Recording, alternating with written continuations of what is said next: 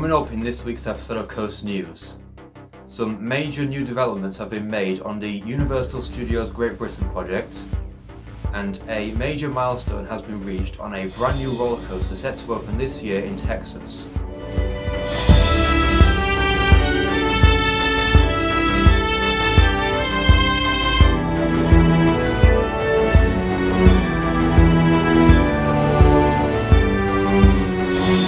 Hello and welcome to this week's episode of Coast News.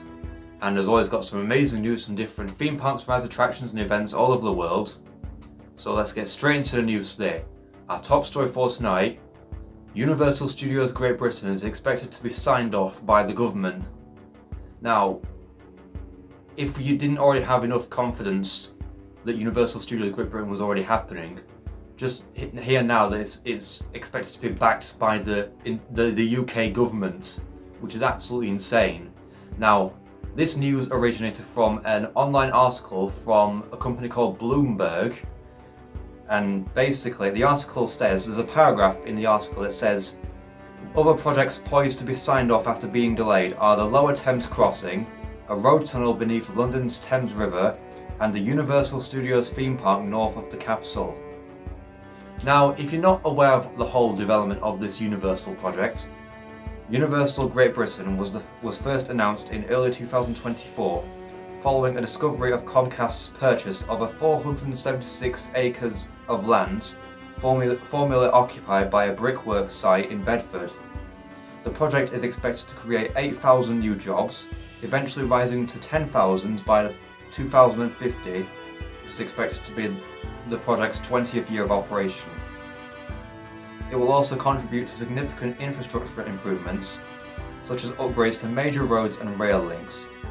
It is expected to bring a £50 billion boost to the UK economy.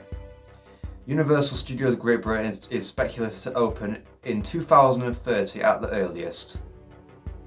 Now, this has been ever since day one that this project was announced, it has been incredibly exciting for the entire industry, because this is this is not just a huge step in the right direction for the UK theme park landscape, but it'll change it forever.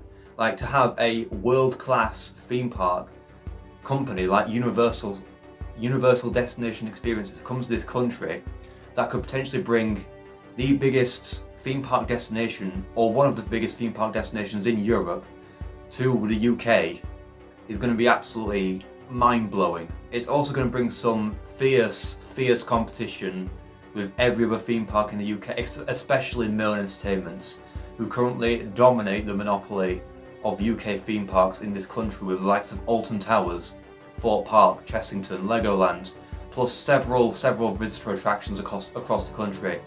So if this project does go ahead, it's looking very likely to be so, then Merlin are going to need to step up their game if they want to survive in the same country as Universal Studios. So yes, it is looking very exciting indeed. In other news today, Circuit Breaker has officially been topped off at Circuit of the Americas. And I'm so glad to see that this ride is actually finally starting to take shape after all these years of its first announcement. Because if you don't know what I'm talking about, basically Circuit Breaker is a brand new roller coaster set to open this year at Circuit of the Americas in Austin in Texas. Basically, in this past week, the peak of the lift hill, the turn and tilt track were installed. Now, the ride will be a new generation tilt coaster from Dutch manufacturer Vekoma. It will be North America's first tilt coaster, and the first tilt coaster ever built since Gravity Max, which was the original tilt coaster that opened in 2002. The ride will stand 131 feet tall and reach a top speed of 58 miles per hour. It will also travel 2,192 feet of track and have 4 inversions. The inversions include a rollover camelback, a barrel roll down drop, an immelman and a barrel roll. Now, Circuit Breaker is one of 3 new generation Vekoma tilt coasters expected to open this year, with the other 2 being Siren's Curse, located at Cedar Point in Ohio, which will be the second one in North America, but it will be the tallest, fastest, and I believe longest one in North America as well as Iron Rattler, which will open with the Six Flags Qiddiya theme park at some point later this year, that will be the tallest, fastest and longest tilt coaster on the planet, reaching over 200 feet tall. And Circuit Breaker will be, with the progress that that's making at the moment, how much the layout is being completed now, it's just recently been topped off, it's looking likely that Circuit Breaker will be the first out of the 3 to open this year. And then, personally, I think after that, Siren's Curse will open, and then Iron Rattler could potentially open with Six Flags Qiddiya maybe late this year, possibly. We'll have to wait and see how it all plays out, but I'm thinking Circuit Breaker will be the first to open out of the 3. What do you think? Let me know in the comments below. Do you think Circuit Breaker will open first, or do you think the other 2 could open before it? Also in the news today, Frontier have confirmed that the Update 2 for Planet Coaster 2 will release on the 13th of February. Now, this new update is the first of several new updates announced by Frontier that are planned for 2025, and it is the second update after Update 1, which came out on the 12th of December last year. New features in this update include custom video billboards, custom speakers, synchronized coasters, interchangeable coaster cars, and new notification settings. Rides include stock coasters, and a returning flat ride will be the Paphos Free Flat Ride. The stock coaster is the option to have unthemed generic versions of coaster trains, allowing for more customizability. So in the game currently, there are a number of different coaster types which have themed trains. So the Vector 4-seater LSM has trains themed around fighter jets. With this new update, you'll be able to have generic, just sort of blank versions of those trains, which means you can add your own actual sort of full train designs to that ride attack, which I really like. I honestly would be really glad that they're adding that as well. Adjustments and enhancements will be made to guest navigation, the multi-select tool, notifications, as well as enhancements to guests, economy, management, stability and performance.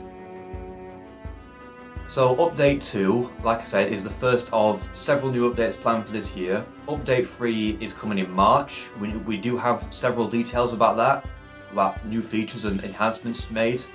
Updates 4 and 5, which are coming in April and May, details for that are being kept under wraps at the moment. We know Update 4 will introduce new features, but we don't know what those new features are yet. And Update 5 we know nothing about. But overall, it's really good to see that we now know a release date for Update 2, which is the 13th of February. I think it's about less than 2 weeks away from now. So I'm very excited to see what this update brings. I'm looking forward to playing Planet Coaster 2 on the day of Update 3. I'm really looking forward to the interchangeable coaster trains feature coming back for this game from Planet Coaster 1. That was one of my favourite features of the first game. So now that they're reintroducing it into Planet Coaster 2 is such an amazing thing, and I can't wait to see what it's like. And finally in the news today, the Stella Nova Resort has officially opened at Universal Orlando. Now this Stella Nova Resort is one of 3 brand new hotels which form part of Universal's Epic Universe, the newest theme park at Universal Orlando. The resort features 750 guest rooms, each room allowing up to 4 people. The resort features a large pool, game room and other forms of recreation. There are also various restaurant and lounge options, including a pool bar and grill and pizza delivery. Guests staying at the resort get early park admission up to an hour before each park opens, including early admission for select attractions at Epic Universe upon opening. Stella Nova's sister hotel, the Terra Luna Resort, will open on the 25th of March, and the Helios Grand Hotel will open with the Epic Universe theme park on the 22nd of May. Both Stella Nova and Terra Luna provide direct shuttle bus links to all Universal parks.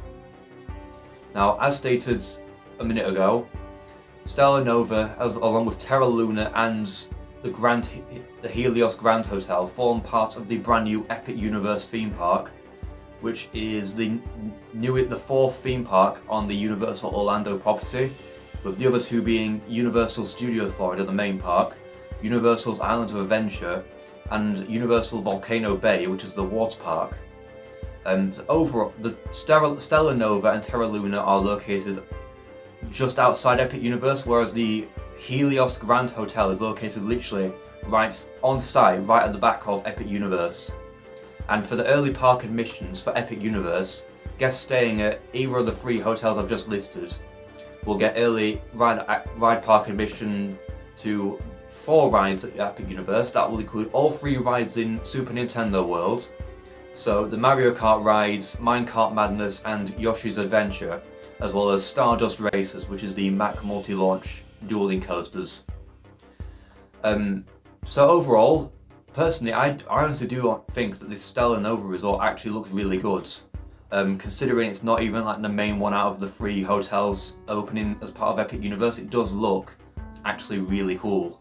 And we know that Terra Luna, which is right next to Stella Nova, opening in March. I